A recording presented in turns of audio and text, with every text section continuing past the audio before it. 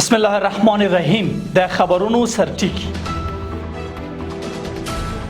د ریاست الوزرا اقتصادي مرستیال له لوري د 150 میلیون ډالر په پانګونې بلخ کې د لاجوارد استوګنیز ښارګوټي د بنسټ ډبرې ایښودل.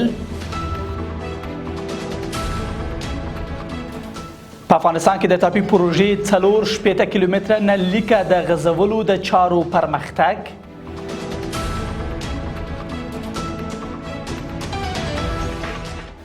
او چین ته د پوتین سفر. درې مهربان خدای په سپیڅلي نامه درنوونکو سلام د نن ورځ خبرونو ته ښه راغلاست. نن چهارشنبه د غوی میاشتې 13 نیټه ده. زه زم د بشپړ خبرونه دي. د ریاست الوزرا اقتصادي مرستیال ملا عبدالغني برادر اخوند پرون په بلخ ولایت کې د لاجوارد استوګنیز کمپلیکس د بنسټ ډبره کېښوده.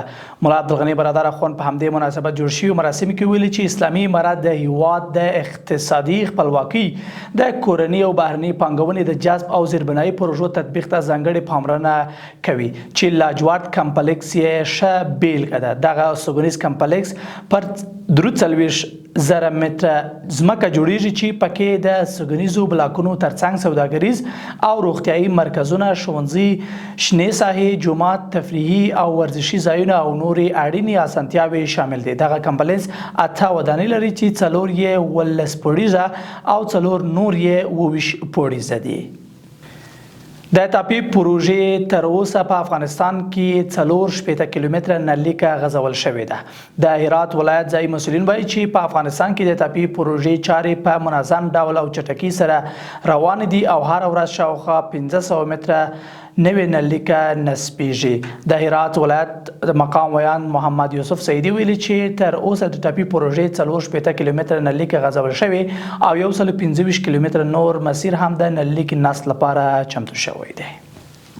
د چاپیریال ساتنې ادارې عمومي رئیس مولوي مطیع الحق خالص او مل پلاوي آذربایجان ته د سفر په ترڅ کې له تمیز دولتي شرکت څخه لیدنه وکړه. په دې لیدنه کې دواړو لوریو د چاپیریال ساتنې، ښاري پانګوالي او ګډ همکاري پر پراختیا خبرې وکړې او د تجربو پر تبادله یې ټینګار وکړ. دغه راز افغان پلاوي د نړیوال ښاري فورم او په چوکاټ کې د ښاري نندارتون یا اوربن ایکسپو څخه د لیدنې سربیره د ملګرو ملتونو د هستوګنې ادارې له لوري د افغانستان په تړاو جوړ شوي ځانګړې غونډه کې هم ګډون وکړ. او وروستۍ خبر ده چې د روسیې ولسمشر ولادیمیر پوتین په یو رسمي سفر د چین پلازمینې بیجینګ ته رسېدلی دی. کرملین په یوه بیانیه کې اعلان کړی دی چې ټاکل شوی چې د چین او روسیې ولسمشران پر دوه اړخیزو اړیکو او د دواړو هیوادونو پر ګډو ستراتیژیکو همکاریو خبرې وکړي. د لامیې له مخې تمه کېږي چې له خبرو اترو وروسته دواړو لوري په لوړه کچه یوه ګډه اعلامیه له یو شمیر بین دولتي، بین سازماني او نورو دوه اړخیزو اسنادو سره یو ځای لاسلیک کړي. قدرمنونکو له ملتیا مو مننه. تر بیا ښه وخت او ښې چارې.